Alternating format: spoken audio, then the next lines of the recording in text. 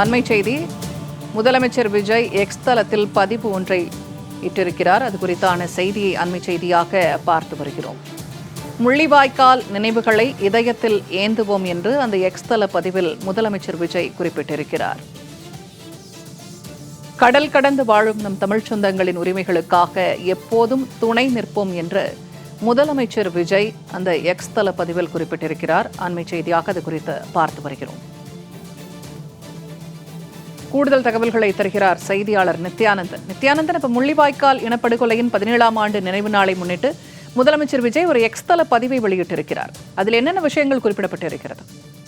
தமிழக வெற்றி கழகத்தின் தலைவரும் தமிழ்நாட்டினுடைய முதலமைச்சருமான ஜோசப் விஜய் அவருடைய டிவிகே விஜய் என்ற அபிஷியல் எக்ஸ் தள பக்கத்தில் சமூக வலைதளத்தில் தற்பொழுது கருத்துக்களை வெளியிட்டிருக்கிறார். அதில் முள்ளிவாய்க்கால் நினைவுகளை இதயத்தில் ஏந்துவோம், கடல் கடந்து வாழும் நம் தமிழ் சொந்தங்களின் உரிமைகளுக்காக எப்போதும் துணை நிற்போம் என்று இந்த தினத்தில் அவர் தற்பொழுது இந்த செய்தியை வெளியிட்டிருக்கிறார்.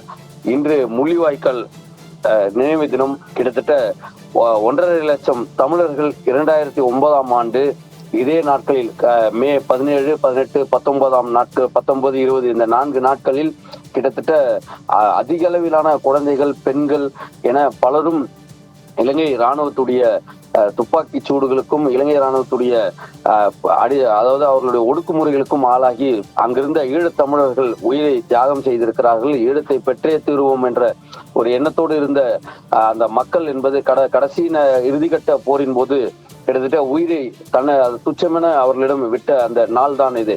குழந்தைகள், பெரியவர்கள் என பாரபட்சமின்றி பலரும் உயிர் தியாகம் செய்த நாள் அன்று.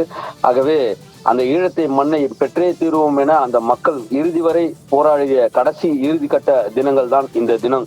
ஆகவே இந்த தினத்தில் தான் தமிழ்நாடு முதலமைச்சரும் தமிழக வெற்றி கழக தலைவருமா இருக்கக்கூடிய ஜோசப் விஜய் அவருடைய கருத்தினை வெளிப்படுத்தி இருக்கிறார். அந்த கருத்து தான் தற்பொழுது சமூக வலைதளங்களில் அதிக மக்களால் பகிரப்பட்டு வருகிறது. முள்ளிவாய்க்கால் நினைவுகளை இதயத்தில் ஏந்துவோம் என்று கூறியிருக்கிறார்.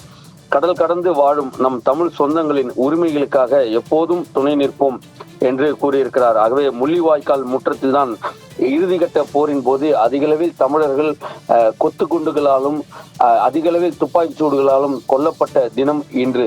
ஆகவே அந்த ஈழத்து மக்களுக்கு ஆதரவாக இன்று ஒரு சமூக வலைதளத்தில் தமிழ்நாடு முதலமைச்சராக அவர் வெளிப்படுத்தி இருக்கக்கூடிய அந்த கருத்து என்பது கிட்டத்தட்ட தமிழகத்தில் உள்ள தமிழர்கள் மட்டுமல்லாமல் இலங்கையில் இருக்கக்கூடிய தமிழர்களாலும் இந்த தினத்தில் தமிழ்நாடு முதலமைச்சராக ஜோசப் விஜய் வெளிப்படுத்தி இருக்கக்கூடிய இந்த கருத்து அவர்களுக்கு சற்று ஆறுதல் தரக்கூடிய ஒரு செய்தியாகவும் இந்த செய்தி இன்றைய தினத்தில் பார்க்கக்கூடிய அளவிற்கு இருக்கும். அதாவது சிறு குழந்தை, பிஞ்சு குழந்தை முதல் வயதான முதியவர்கள் வரை உயிர் நீத்த நாட்கள் இந்த மே 17, 18, 19, 20 இந்த 4 நாட்கள்.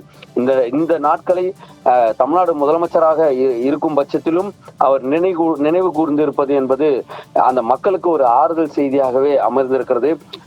தமிழகம் மட்டுமல்ல, இலங்கை மட்டுமல்ல, உலகம் முழுவதும் பரவி இருக்கக்கூடிய தமிழ் நெஞ்சங்களுக்கு இந்த ட்விட்டர் பதிவு, எக்ஸ் தள பதிவு என்பது ஒரு மிக முக்கியமான செய்தியாக என்ற தினத்தில் பார்க்கப்படும். என்றால் ஒரு தமிழ்நாடு முதலமைச்சராக இருந்து தமிழக வெற்றி கழகத்தினுடைய தலைவராக இந்த எக்ஸ் தள பதிவு, அவருடைய பதிவு என்பது மிக முக்கியத்துவம் வாய்ந்த பதிவாக இருக்கிறது.